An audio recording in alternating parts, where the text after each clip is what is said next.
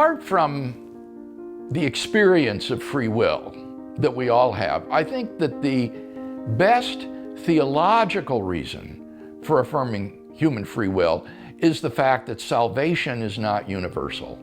Some people will not be saved.